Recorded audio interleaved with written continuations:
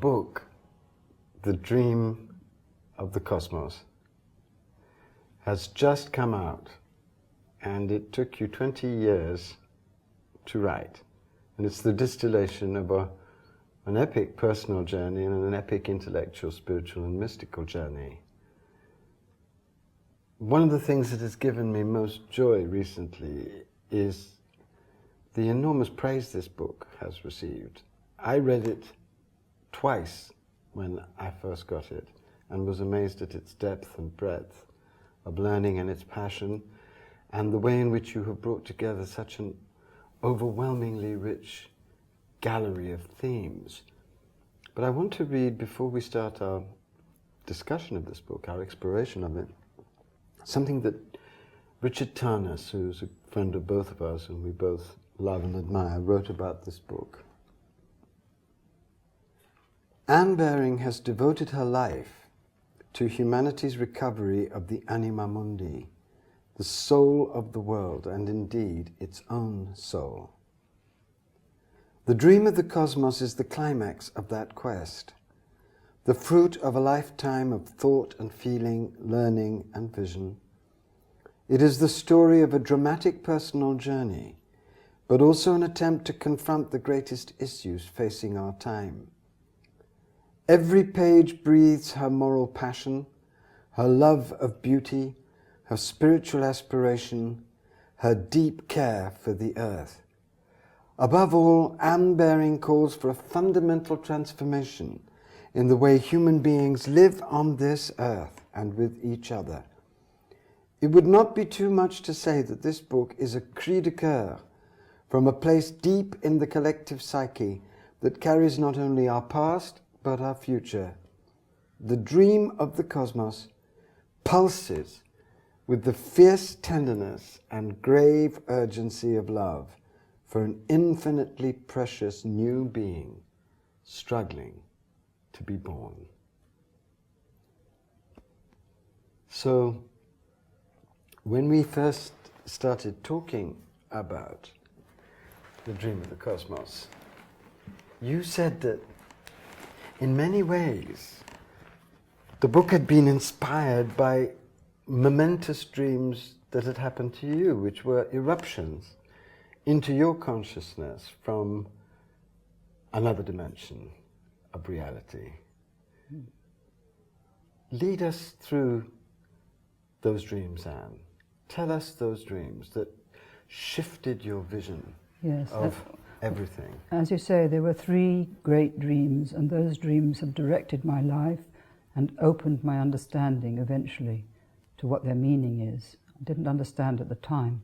The first dream, I was traveling in a rocket to the moon, and when I arrived there I found that there was a huge iron structure, rusty iron structure on the surface of the moon, like the Eiffel Tower, the same shape as the Eiffel Tower.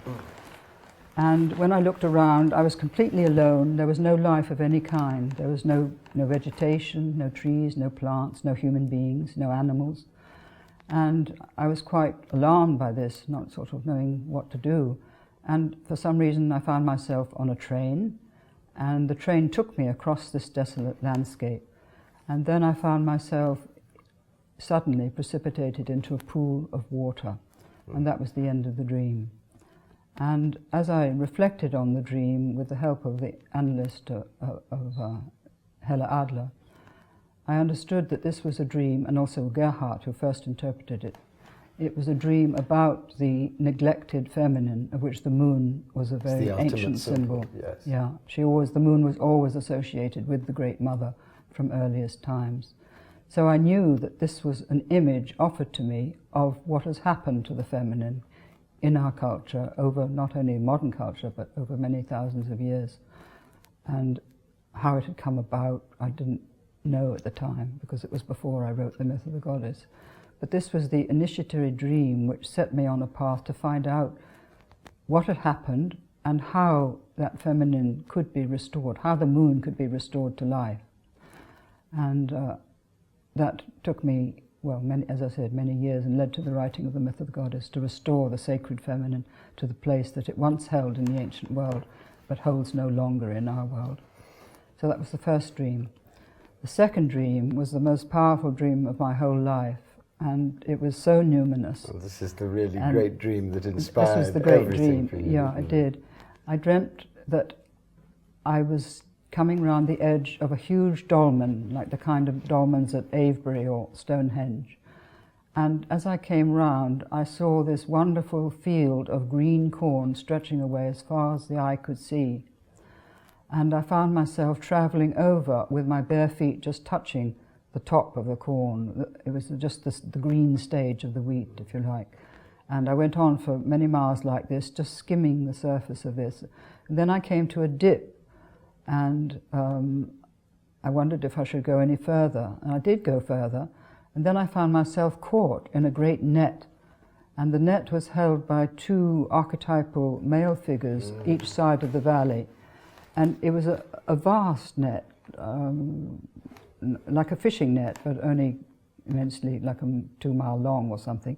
And I was caught in this, lying down rather like a fly in a spider's web, looking up. And what I looked up at was this vision of a cosmic woman whose being stretched from earth to heaven. It was immense, I mean, just amazing. She was naked. She was very beautiful. She wasn't young like Aphrodite, but she was more of a mature woman. And she had an immense revolving wheel in her abdomen, rather like the labyrinth of Chartres, is what it reminded me of. And I had the same. I looked down at my own body and found that I had the same revolving wheel in my abdomen, but mine was too far to the left, and she indicated that it was too far to the left, and she indicated that I was to center the wheel in my abdomen so that it corresponded with the central position of hers. So that was the dream, that was all. I didn't escape from the net, I just lay there gazing up at her. But I was looking up at the cosmos to see her great being filling the whole cosmos, really. It was extraordinary. I've never had a dream like that before or since, but it was totally it's really amazing. A vision, isn't it was a it? vision. It's a vision of the Divine It was a Mother. vision, yeah. And how did you present it to your analyst? And Well, I what told happened? her about it, but she said I would prefer not to interpret it, to leave it as it is, let it just take its own life on, let it guide you to where it takes you, and don't speak of it to anyone, just keep it within yourself, because this is a dream that will change your life, but you need to keep quiet about it, not tell anybody. I didn't tell my husband, didn't tell anybody really, until now I'm telling it to the world, until I put it into the book. I didn't even tell Jules. So it was something to be kept deeply, deeply secret, rather like the messages, because you don't go into the marketplace in Winchester and say, I've just had a visionary dream. Of the Would you Divine like to Mother hear with about the wheel in of her it? abdomen, and mine is exactly right, has although Yeah. slightly to the left. No, that wouldn't go down Not well a in good English idea. society, no. Anyway, then the third dream... No, wait. Yeah? Wait. Sorry. And you don't rush, darling, don't rush. This Okay. is so important. Now, you've been living with that dream for many, many years. What does it mean to you today? What happened in that dream to you? What was it revealing to you, that dream? It was revealing my quest, really, that I needed to, first of all, find out why my wheel was not centered and how to center it. Secondly, I had to find out who this great vision of a woman was. Who was she? And I knew that Apuleius had had a vision of the goddess Isis. I did already know that. But I didn't really connect it fully with this vision of mine. And I also knew that Boethius had had a vision of a wonderful woman, yeah. of a philosopher called just on the eve of his death, when he was going to be put to death by the Emperor Theodoric. And that moved me tremendously. I remembered, I sort of felt what Boethius must have felt when he had his vision. And I had the same feeling with my vision, that this was something tremendously challenging, but also reassuring, because it wasn't frightening in any way at all. It was really almost like a huge question mark. What are you going to do with this? Where will you take it to? And how will you discover who I am?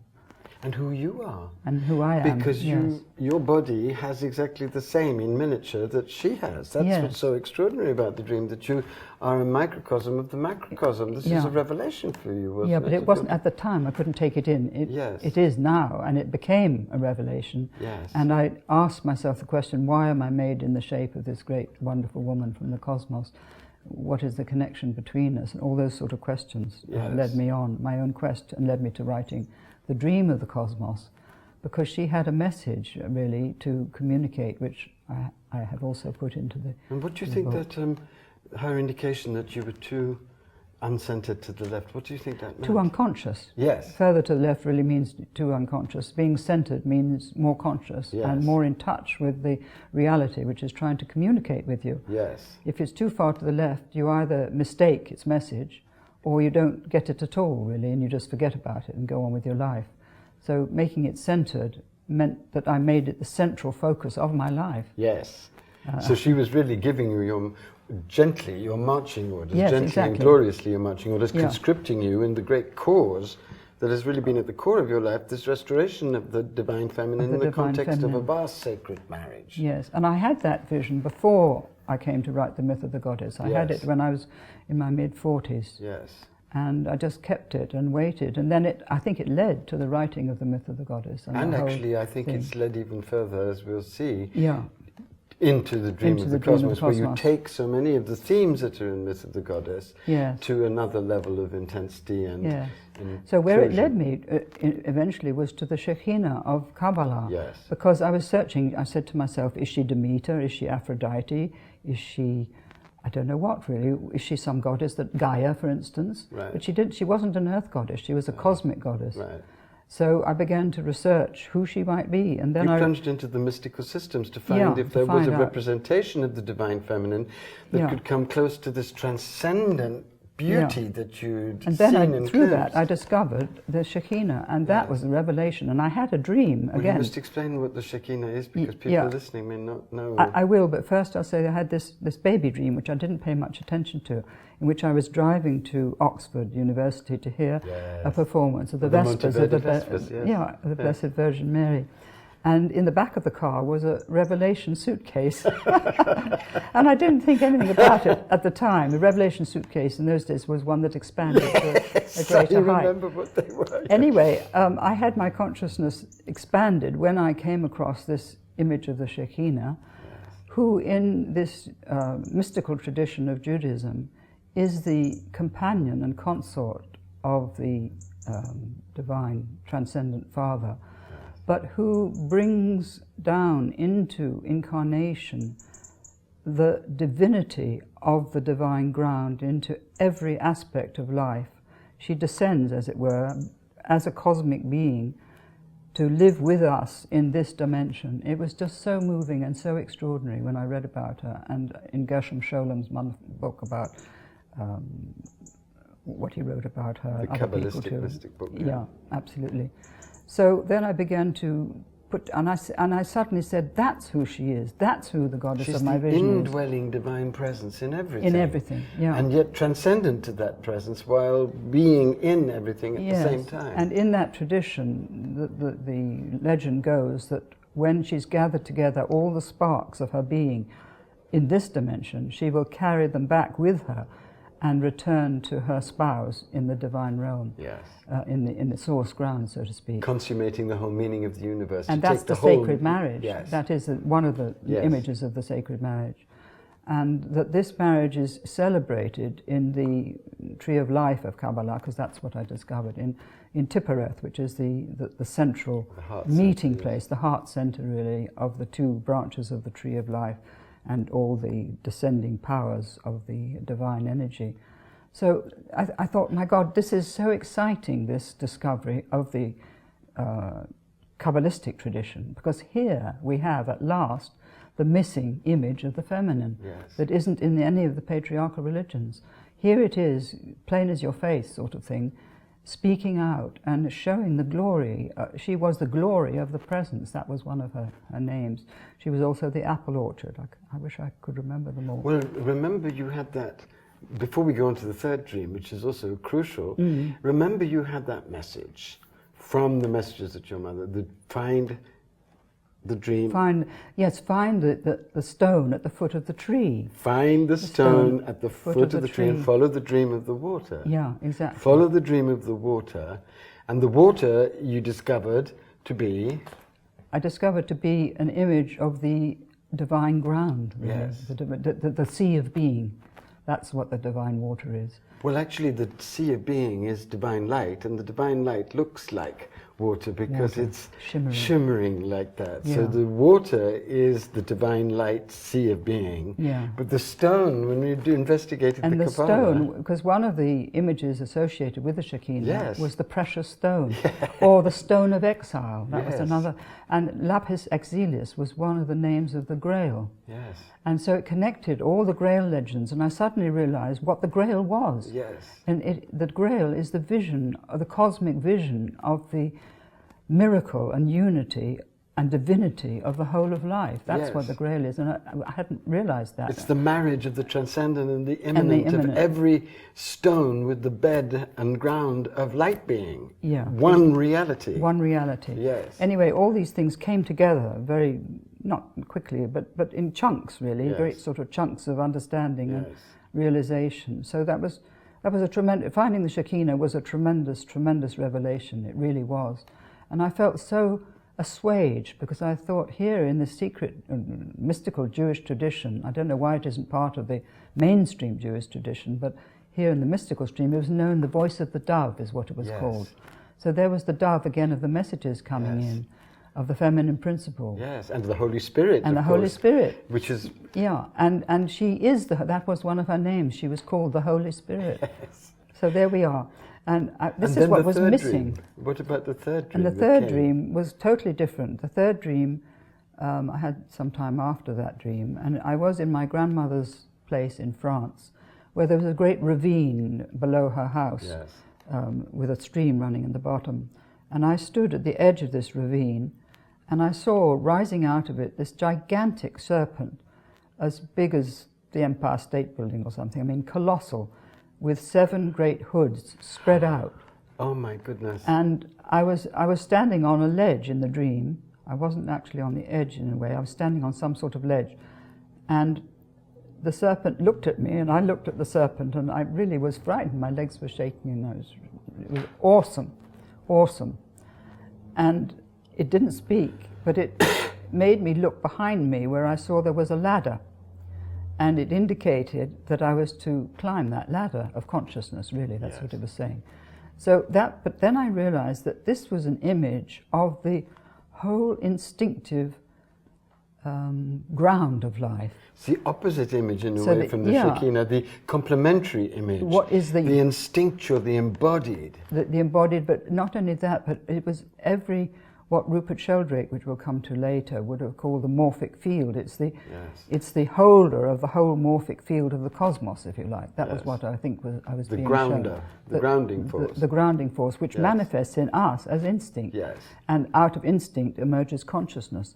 So Well, it's also, I believe, the Kundalini energy, And this the Kundalini fundamental energy. goddess energy that is going through the entire creation Yeah. and was clearly in stages, in spirals, waking up in you. it was waking up in me, but I Yes. had it out there. It wasn't. I didn't experience it as something that was happening within Right, me. but you it saw was- the but I saw manifestation of it. and also that reminded me of this beautiful statue that I'd found in Bangkok, in the Yes. museum there, Yes. which is of the Buddha sitting on the coils of this great serpent, with the hoods of the serpent spread out behind him.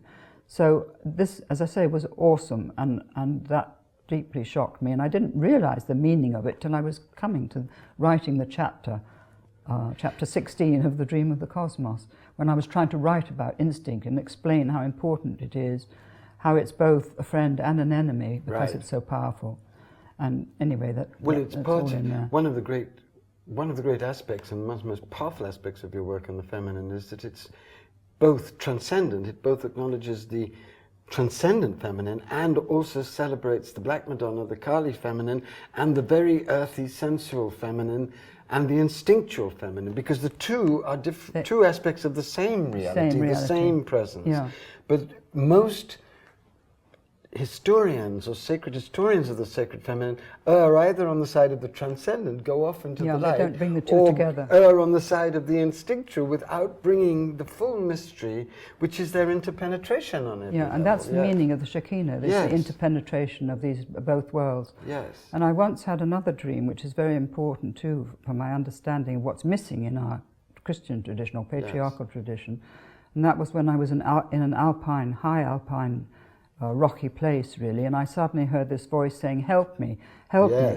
And I looked down at the ground and I couldn't see where it was coming from until I saw a little tiny pouch, a little tiny purse, and inside that was a stone, and the voice was coming from that tiny stone. The stone again. Exactly. And you could take it as a stone within myself, or you could take it as nature, which has been neglected. Yes. And it has a voice. Matter. Matter has a voice. Matter has been degraded, neglected, considered an illusion, and this was matter crying out to be restored to its divine truth. Yeah, well, that's how I understood it, and that led me to a totally different understanding of God. We'll come to that later, perhaps. Yeah. So, you'd written The Myth of the Goddess. You'd had these epochal dreams, which had opened up this transcendent and immanent dimension, this vision of the sacred feminine as a vast sea of light presence, which permeated the whole of creation, and which sanctified the whole of creation. Exactly, yes. And that led you to this work.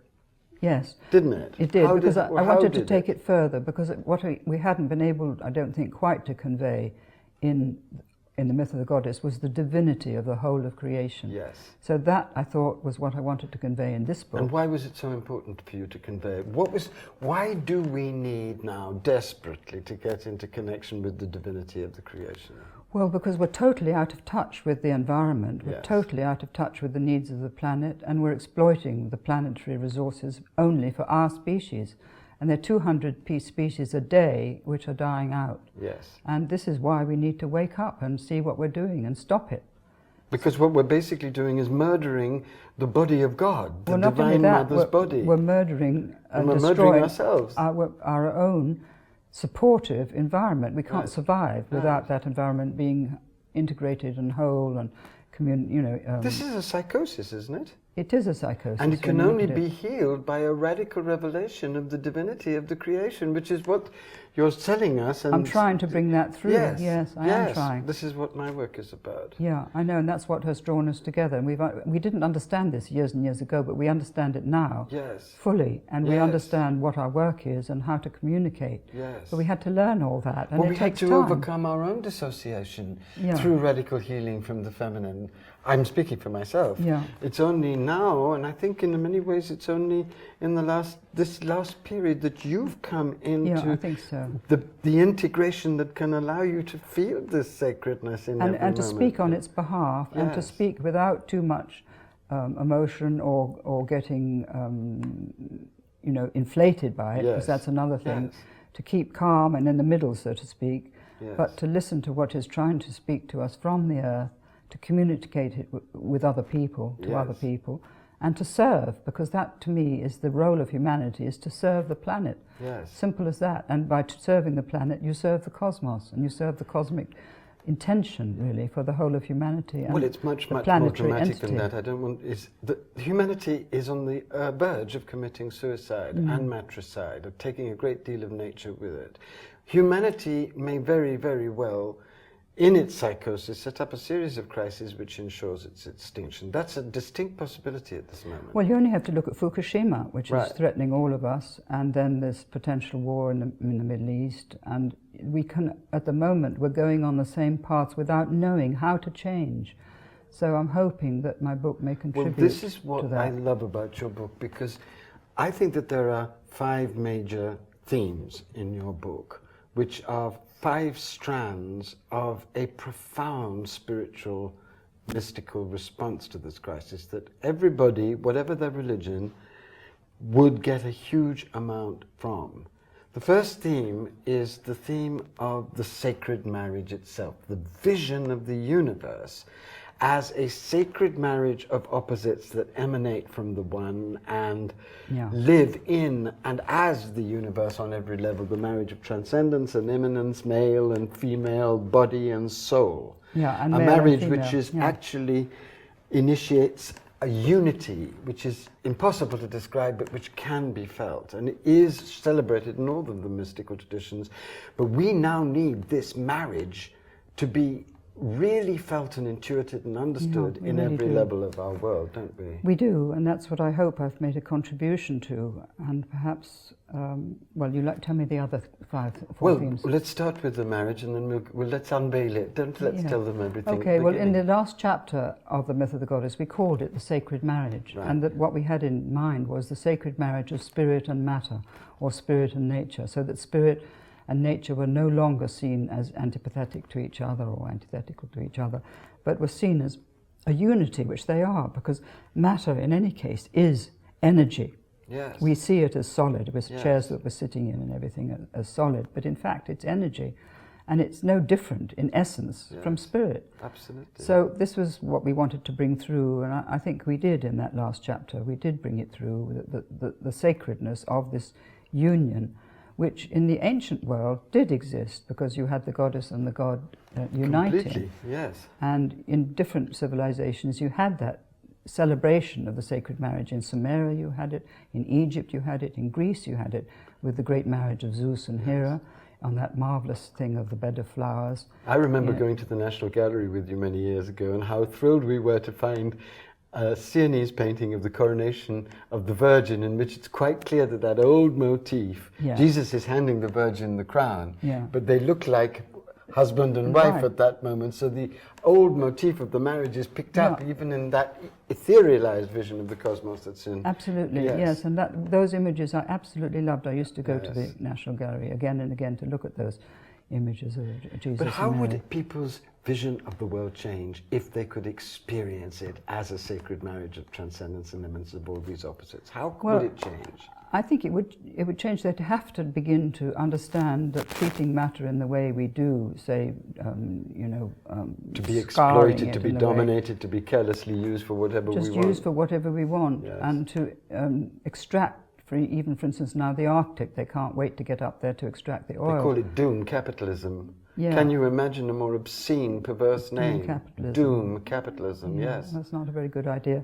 But I think that we have to look at the whole trajectory of what has formed this, and that's what I've tried to do in my book, how Christianity lost the sacredness of matter in focusing too much on the transcendent. Well, despite Jesus' last sign being the resurrected body, how they could forget that and make Jesus into only the penitential crucified one, and then use that image to beat down matter, beat down women, imprison the flesh in yet another concentration camp and rejection is obscene, isn't it? Yeah, but it just happened. I can see why it happened and how it happened. They thought they were doing the best for their religion, and it became gradually. I'm not sure they did. I think that they really. Well, I think they were too unconscious. I really do think that. I think that the consciousness we have now only existed in very few people. It existed in the Greek tragedians, for instance. Yes. It existed in certain It people. existed in the Hindu tradition. And in the Hindu tradition. Yes. And you had great Chinese sages. Yes. But on the whole, the general run of humanity, including the institutionalized religions, lost the plot because they didn't understand what had been lost. They didn't understand this unity of opposites. In losing the image of the goddess, they lost the balance of the structure, the foundation, if you like. And everything is built from that. And naturally then, in the 17th century, when science began to ascend, so to speak, and take priority over religion, science took on the rejection of, or the it continued diminishment of matter, the massacre of matter. And it then developed its own idea. We can do what we want with matter. We can, because it's dead, it's inanimate. Yes, and the word torture was actually used by Bacon in the 16th century. And picked to torture up, nature for her secrets. Picked up by Brian Cox, which I noticed when I listened to him talking about what they were doing at CERN. Anyway, it's a disastrous misunderstanding of what spirit and matter are and how they belong together. How they're both manifestations of the same sea of being, which is as present in one as in the other. Well, they're different dimensions, if you like, or different levels of reality. Different crystallizations of reality. Yeah, and we know so little about these different dimensions, and I've tried to do a whole chapter in the book about that. The second great wave of your book, which is connected, and we've gone into it a little bit, is that you really go very deeply into the human collective shadow and into the personal shadow. Because you show very clearly that humanity has become obsessed with certain semi-psychotic masculine myths, the myth of the hero, the myth of the dominator of nature, the myth of the exploiter of nature. And the myth of progress. And the myth of progress. And you show especially how terrible and dangerous this has been in our worship of war, a worship which we continue to keep going. Well, it's an addiction, really. It's an addiction. An addiction, and we can't help it because we know no other way of responding to events, and we can see it happening now, how things are being mobilized for yet another war or strike or whatever it may be on Syria. We don't know at the moment how this is going to turn out. Even well, I as think we that make it would this be wonderful if you actually read us something. Remember that wonderful passage that we selected for you to read on war? Because it is such a powerful passage when you talk. I think that, let's try and find here. I think this, what I wrote about the general effect, the 4,000 years of the ethos of war, I wrote about, and how war breeds fear and fear breeds war, activating and strengthening the predator-prey pattern that comes from the older brain systems. And if it's continued long enough, which over 4,000 years it has, it becomes a habit that's almost impossible to resist, and then it turns into an addiction. And the long chronicle of conquest and human sacrifice, of exaltation in power and the subjugation of enemies, might truly be named the dark shadow of the solar age. The solar age is what I describe as the last 4,000 years. In the impersonal accounts of these catastrophes, whose effects we have to imagine since they were not reported, so many dead, so many wounded, homeless, widowed or orphaned, there is never recorded the unquantifiable laceration of the human heart. As in the past, so still today, the lifeless bodies of men, women and children, transfixed in the agony of their death, lie abandoned on the streets of ravaged cities and villages and the desecrated soil of earth. Each was once the child of parents who carefully tended that life from infancy, who cherished hopes and dreams for their child who was precious to them.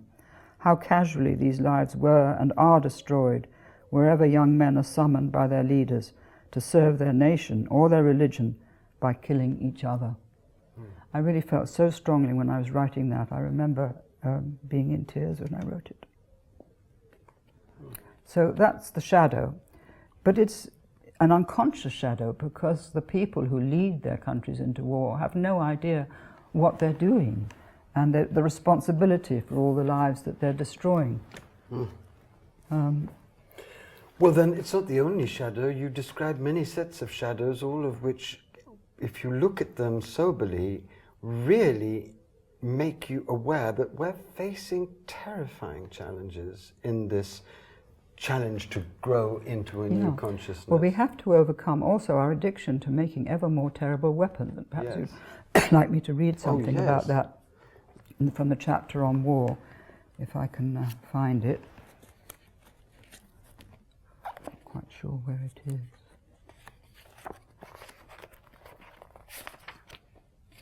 And that's the feminine shadow. I don't know my own book. Yes, here we are, more about, this is the chapter on war. The survival instinct is certainly one of the factors in the history of war, but the warrior ethos is something that was highly developed during the solar era and has become a habit, an addiction. What needs to be challenged is the deeply ingrained belief in the inevitability, necessity, and benefits of war. This belief was echoed in the anniversary of the Prophet Muhammad's birthday by the Ayatollah Khomeini in 1983. War is a blessing for the world and for all nations. It is God who incites men to fight and to kill. The wars the Prophet led against the infidels were a blessing for all humanity.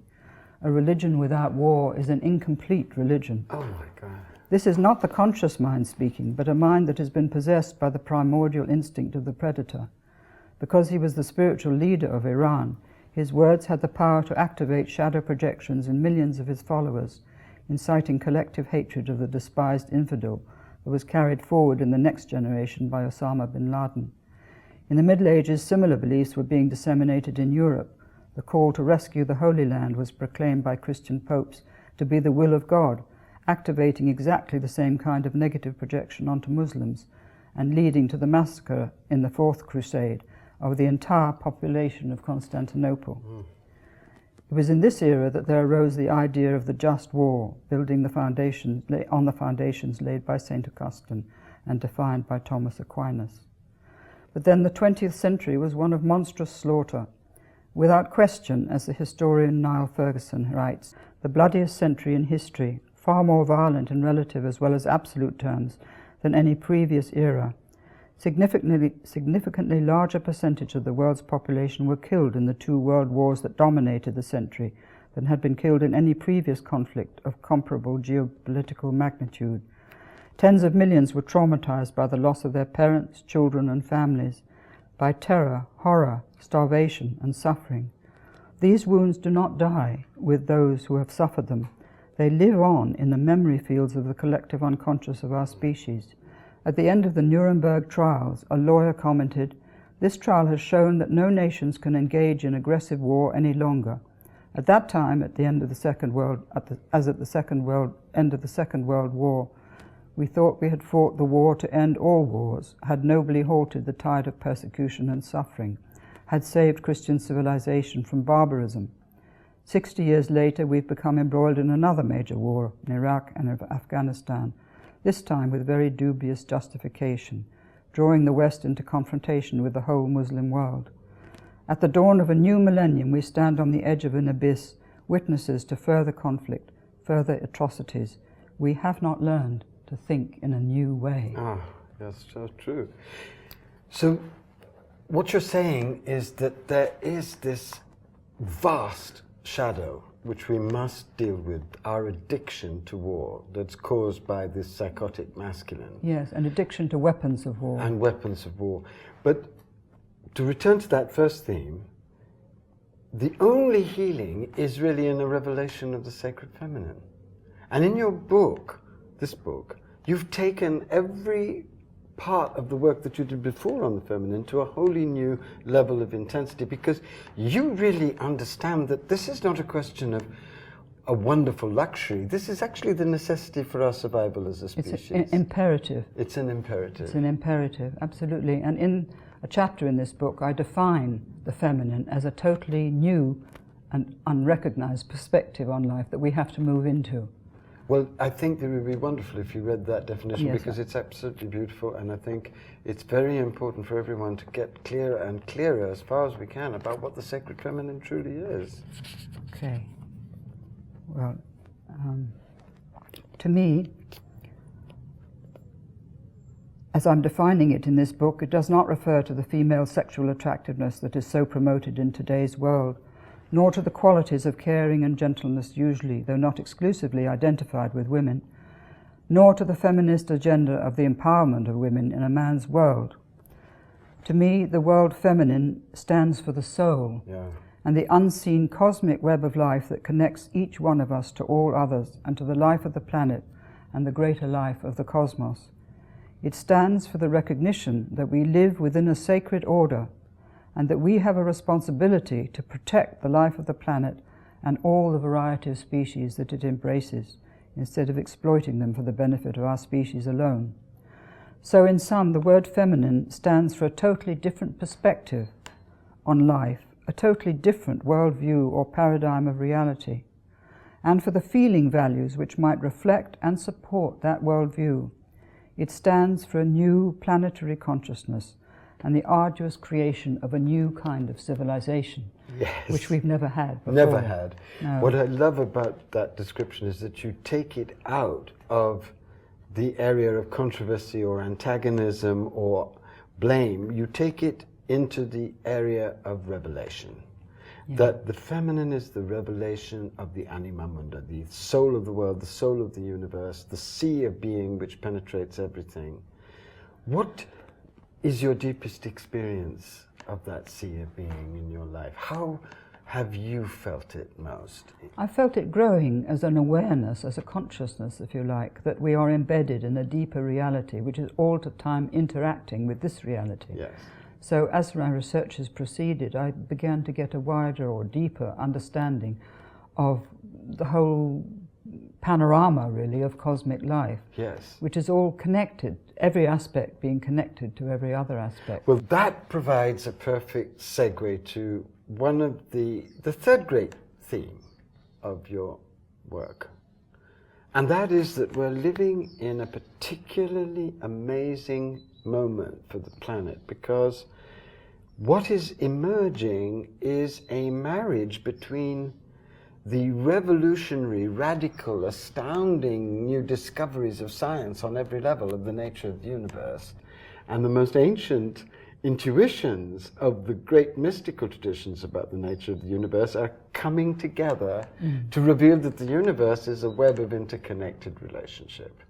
Yeah. How did this marriage appear in your life? How did you begin to discover it and explore it, and what happened to make it so revelatory for you? Because your book actually has some of the most beautiful writing of your book is about this marriage and how important it is for us. Well, as somebody living through the last sort of 30, 40 years, I followed the discoveries of science with great interest. I wish I were a scientist, it would be fantastic.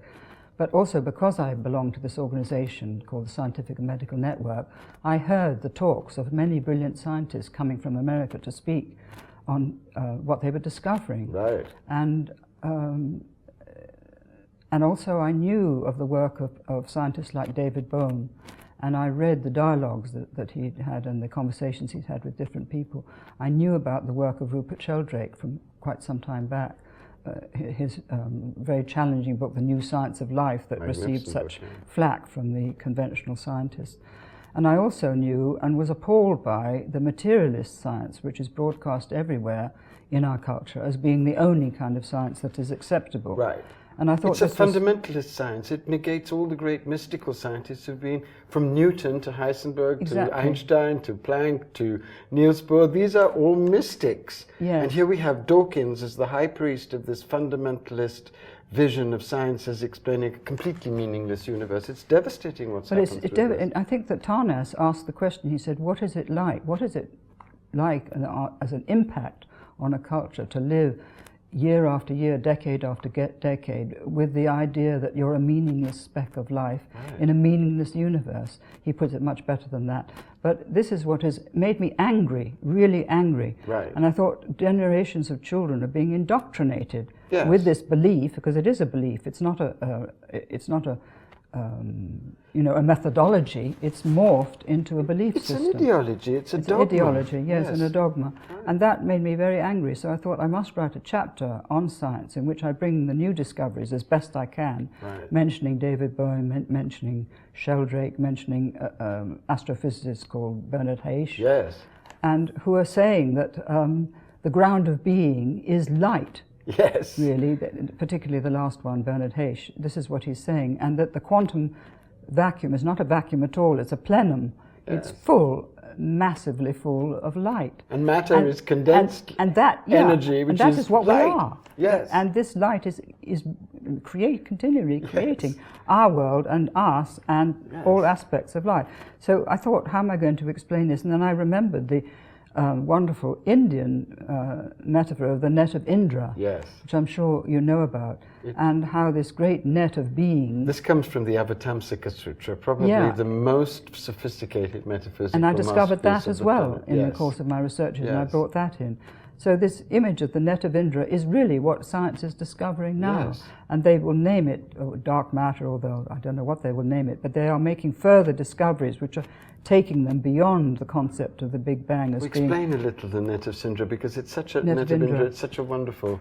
Well, it's this great cosmic net, which at every meeting place of the net there's a pearl, and every pearl reflects all the other pearls, so that they're all reflecting each other in this vast cosmic entity, really, of cosmic being. It's just such a beautiful image.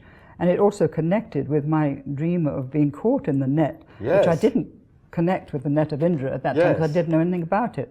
But I now see that actually to be caught in this net is to be living consciously in that net. And that was where my your circle was too far to the left, and I had to become aware of the meaning of the net, really. And this is what they wouldn't perhaps call it the net science now, but I think some of them maybe, and there's Amit Goswami is one of them who understood that creation comes from consciousness as the ground of being. Yes. It's not our little consciousness that creates The world vast that we light see. consciousness that's manifesting everything, that is the seed. And that manifests as all aspects of life. When you have an authentic mystical experience, you know this. And sages of most religions have had this experience.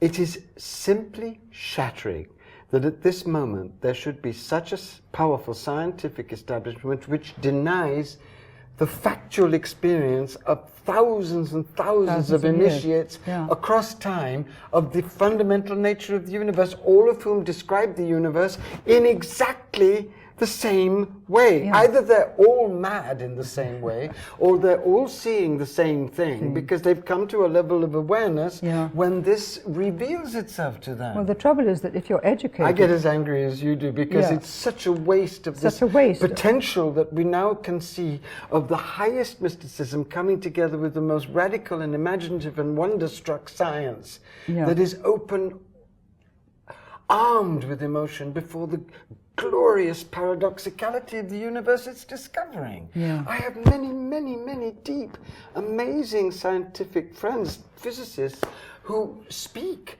far more mystically to me than I do, who say, oh my God, you're so old hat, it's so much stranger than that. There are 10 parallel universes disappearing and appearing at the same time. It goes on and on. And for that not to be at the center of our vision now is a terrible loss because it's here. It's a travesty, really. And also it gives to children the idea that their lives are meaningless instead of part of this magical wonder of what we are. Well, not just meaningless, but that the only thing that you can privilege is reason of a very narrow kind.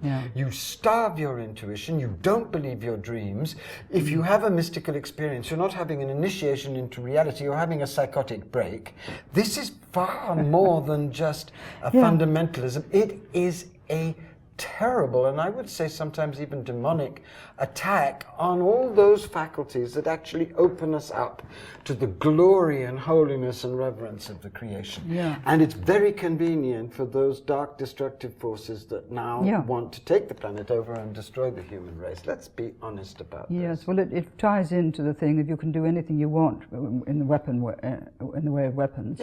Chemical weapons, you can destroy life with them with impunity. But if you see the light, and if you have a dream, and if the Archangel Gabriel happens to come to you, you're immediately put into a concentration camp or dismissed as a loony. But if you actually rape the environment and become a billionaire, you're celebrated as a megastar. That's our culture. It's brilliant, isn't it? It is. You got it in one, really. Yes. But anyway, this is what I tried to, why I was so interested in science, because I wanted to show the break in the 17th century. I wanted to show how Newton, as you say, was a mystic, and Kepler also, and Copernicus, and it goes on and on. Really, anyway, I did the best I could within the knowledge that I had. Well, I want to ask you one question, and this is very important, I think, because we're continuing with this theme of sacred marriage, and this is the sacred marriage that could potentially change the planet. How do you think we would do things differently if we truly, truly grasped that section in your book of the coming together of the deepest perceptions of mysticism and the most advanced perceptions of science? How could we use that marriage to go to reconstruct the planet? Well, I think that there are enough very intelligent people who are involved in science who get it, who would get it, and they could communicate it, because I think it probably has to come from science. Yes, well, that's why Rupert is such an important figure. And because science is so well established, and I think there probably will come out some other younger scientists who will just suddenly understand. And also in the training for a scientist, you're not trained in the mystical tradition, you're not trained in the great philosophy of the Greeks or whatever, you're only trained in the methodology. So you really haven't got the groundwork to bring the two together. And this is what I've tried to do in my book, because I wrote in the Hindu tradition of the oneness of everything, which is what science is discovering through the discovery of the quantum plenum, which is everything that is, so to speak. So bringing the two together, bringing that great Hindu tradition, which is so marvelously... Wouldn't it make it much more... Look, what it would lay down, it would say to the human race, the unification of the universe is a fact. Unity is not some fantasy of mystics smoking some drug in Benares. Unity is the reality of our relationship with absolutely everything. And here is the proof. This is what is being revealed. This is what's needed. But Right. it will come, I think. May not but in my lifetime, possibly in yours, but I think it will come because things are moving very rapidly now. Yes. And also I think we're being helped from the other side. Yes. I think we are. The fourth stream that runs through this book, and I think it's very, very important, is your understanding of the importance of the alchemical tradition.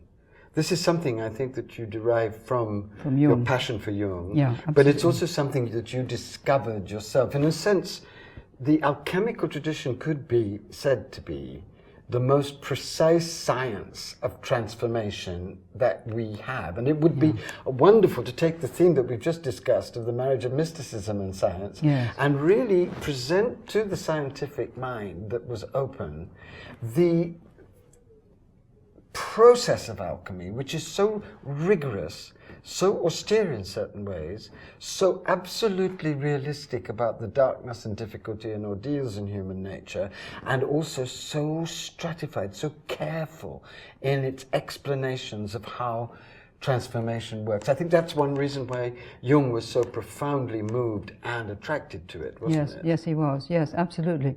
Well, I was attracted, first of all, when I studied medieval history, because I came across alchemy there when I was 18 or 19, Yes. sort of thing. And then... dressmaking is a kind of alchemy. It and you is, certainly because you're did that. transforming. Well, Yes. many forms of human work are Yes. to do with Yes. cooking. Yes. All these chefs we've got on television. Painting, music, yes. Yeah, exactly. So you're, as a human being, you are transmuting something into something else all the time, whatever Yes. it is your work. So the alchemical tradition is really about, first of all, the transmutation of consciousness. It's about helping the evolution of consciousness, assisting its forward impulsion, if you like, or its deepening process. So it's not about changing metals in laboratories and making gold.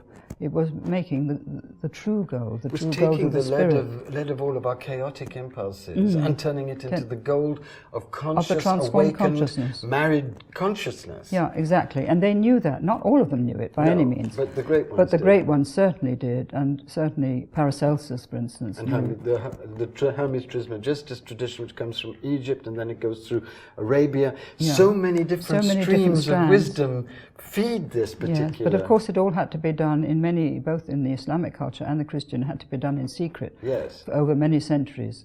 And that's why scientists don't understand it. They dismiss alchemy as those silly old people trying to make gold in laboratories. But in fact, alchemy is the foundation of science, and it's also the foundation of psychology. Yes. You look at it in the sense that Jung did, because they really had the concept that consciousness can change Yes. and transmute and grow into its true potential. Yes. Instead of living on the surface of life, you really go into the depths and you connect with the divinity of nature, because they were working all the time with Yes. nature. And they said, visit the interior of the earth. Yes. By that they meant visit the interior Interior of of the your body own and soul your psyche and the yes. body, exactly, and also of nature, because they're Yes. all one, really, Yes. basically one. And so I became very interested, and I thought, well, I must try and write a chapter on that. And there were so many texts to quote from and beautiful What was passages. the main theme that you wanted to communicate in that chapter? Because what came over to me, and let me see if this is what I received. What alchemy really is a massive challenge to the addiction to transcendence. The patriarchal religions have been very afflicted by a passion for the light, which leaves them to drop nature, drop the creation, drop relationship, drop the body. Yeah. And here is this great, supremely beautiful and rigorous system that alchemy is, which is really saying that the final stage is not being out in the light, it's actually being completely embodied, marrying the light to the psyche, to the body. Absolutely. And in to matter. total presence, right? Yeah, absolutely. That's the rubedo, that's the philosopher's stone, that's the miracle of incarnation at its deepest level. It is, the miracle of incarnation, absolutely. Yes, and this is part of this amazing new vision that's trying to come through. It's trying to come through, and in fact alchemy, I think I said in my book, alchemy is actually carrying forward the tradition of the earlier shamanic cultures and the goddess cultures. Yes. And it had to be kept secrets for that reason, because they actually, Sophia was their guide. Yes. And that was the feminine principle, if ever there was one. And they called themselves sons of Sophia, Philosophia. So it there you have it, heretic really. and subversive It was because he heretic. didn't play with, alongside the addicts of transcendence, the boys' club that wanted to keep us schizophrenic by being addicted to the light and dropping matter. They were saying, no, it's in nature, it's in the darkness of the shadow, it's in the body, and somehow we have to marry that with the light and birth a new kind of human being that is embodied divine. But they said it very, very difficult to do. Yes. And, Well, it's and it is incredibly difficult. difficult. As we know, I mean, Yes. we try to do it as much as we can, each of us. And we know how difficult it is. And to do, for the whole world to do it, you can't do it. It'll have to depend on individuals, a group of individuals all over the world doing their own particular work in the best way they can. Well, I think that's one way of seeing it. But the other way of seeing it, Anne, is that we are actually in a massive retort. The whole world is going that's through a good way of putting it. alchemical crisis. And this is the most savage nigredo, the darkest period of our whole evolutionary history. And as we know, because we've been through many dark nights, and we have experienced the nigredo, we know that this is both the most dangerous time and the most extraordinary time, because it's in the nigredo that so many coagulations start to happen. Well, if you New look back, possibilities of order. if you look at one of the begin to stages of alchemy, is the fiery stage of the calcinatio, what they call calcinatio. And we've been through this. I mean, the two towers, that was a calcinatio. And the wars And the before. wars in Iraq was the calcinatio, the last wars in the last century. Yes. So we've been through that stage of the nigredo, really. We should be moving into the albedo, which is working through the grief, really, over what's happened. Yes. And this is working on the shadow, is actually bringing up the grief, bringing up the recognition of the wrongdoing and the harm that we've done, and really not expiating exactly, but facing our responsibility saying sorrow for it. is my sorry, as my father always told me today. Say sorry. So to realize what we've done, and that's what my chapter on alchemy is all about, and also realizing that the evolution of consciousness in humanity is very, very, very slow. It takes millennia before there's any change at all. But this is unfortunate. But we don't have we millennia. don't have many. No. So this is one of the reasons why your book is so important, because you've condensed the necessary knowledge for us, which we have to work with fast. Yeah, as soon as we So can. let's talk about the fifth great strand. The fifth strand of your book, and this is the strand that gathers together all of the great themes of the book, is that in this book, very calmly and with magisterial restraint, you're actually calling, Anne, for a total revolution in our vision of God. You're calling for the emergence of a wholly new dream for the cosmos. Tell us what this vision of God is, and tell us what this dream that we need to dream. I think the dream of the cosmos, to me, is the dream that humanity will awaken from its own dream, if you like, awaken to the dream of its greater destiny. And this is something that nobody's thought of before, I don't think, really deeply and properly. And so this is the most important part of my book, is to really reframe the image of God from what we've inherited from the past, which is a God who's separate and transcendent from matter and from the world and from nature, and bring that God down into every blade of grass and every aspect of matter, and show that God is the life process itself, is the cosmic process itself. God is not separate from the cosmic process, and I think this is the mistake that Dawkins and others have made, that they are going along with the old image of God. They're not looking for a new image which would be able to tune in with their science. And so I tried to really bring this through as best I could in the chapter on God, saying that we have to leave the old image behind, which has become an idol, really. And because it's become an idol, it's leading to these dreadful wars, because people worship the wrong God and think they're serving the wrong God, and use really. their vision of this God to justify horrific violence in the name of the God. In the name of the God. And to believe that God would want the sacrifice of the body and would accept the sacrifice of the body, or the killing of others and reward them in heaven for killing others. I mean, it's unbelievable. Or in any kind of vision could justify the rape and destruction of nature, which is, after all, God's body too, in this new vision that you're and also about. talking of rape, to bring in the rape of women, which is an absolute atrocity on the world's conscience. And is being addressed now, but it's part of the whole ethos of war. And so we have to change our concept of God to include matter. When I listen to you talk so eloquently about this new emerging vision of God that we need, what I hear is this. I hear that we, as a human race, out of a hallucination of separation from this omnipresent soul presence, have created a series of intolerable games which are now threatening our life and the life of nature. And that unless we reclaim the divine feminine and see that the whole of the creation is saturated with the glory of the sea of being that the divine feminine is, we are going to commit suicide and take a great deal of nature with us. No, that is the danger, definitely. Yes. And this is actually, Jung had a vision before he died of a great deal of the planet laid waste. Yes. But he said, thank God, not the whole. Yes. And he also said, we have the power to destroy God's creation. Yes. And this is, you know, we've got to be aware that we've got to stop this. So this is the great message of my book, I think, as far as I've been able to articulate it.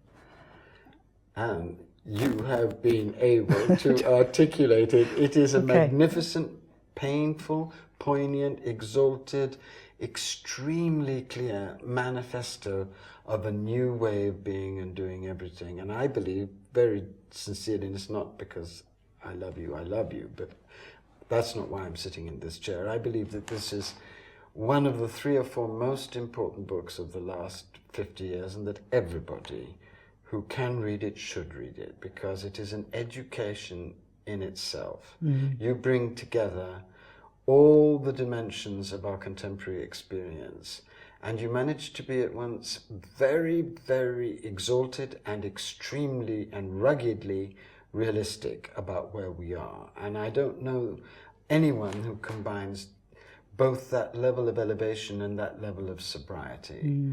And the other reason why I love the book is that it has a unique form, which itself is a sacred marriage. It's a marriage between your own naked, very poignant, very honestly expressed personal experience. You've not negated the feminine. You've not tried to domesticate her voice, her cry, her passion, but you've married her voice, her cry, her passion to this immense, rigorous, disciplined work that you've done in all of the major mystical traditions, in the scientific tradition, in politics, in the understanding of war. And out of that marriage, which mirrors the marriage of the universe itself and is the whole meaning of your book, out of that marriage, you have created a manifesto for the transformation of our planet at a moment where everything now is at stake. So I really want to thank you from the depths of my heart for all the pain and labor and difficulty and marvelous excitement and all the thrilling adventures that you've been on to be able to give this at this moment of your life to the world. Well, I would like to thank you for understanding my work so well, and also for transmitting it to other people so well, which is lovely. I think what I really tried to do also is to go back to the ancient Hindu or Vedic vision. And I'd like to read you a passage from the book which brings this in. Because you go back to the Bhagavad Gita and the vision of the whole. Yes. And so I'll just read this last page here. So I've said here, and this is what I've learnt from them, and this is my debt to India. The Vedas, the Upanishads, the Bhagavad Gita, the Jewish mystical tradition of Kabbalah, the Christian and Sufi mystics, all say that spirit can ultimately only be known or apprehended experientially, and that spirit is omnipresent, at once transcendent to and immanent within the forms of life. There is no better text to describe this fusion of the human and the divine than the Bhagavad Gita, and here is Krishna speaking to Arjuna. I am the one source of all. The evolution of all comes from me. I am beginningless, unborn, the Lord of all worlds. I am the soul which dwells in the heart of all things. I am the beginning, the middle, and the end of all that lives. I am the seed of all things that are, and no being that moves or moves not can ever be without me. I don't think we can really understand ourselves unless we understand the history of the evolution of consciousness and begin to bring together the different branches of knowledge that have developed with such extraordinary rapidity during the last 100 or so years and have become separated from each other.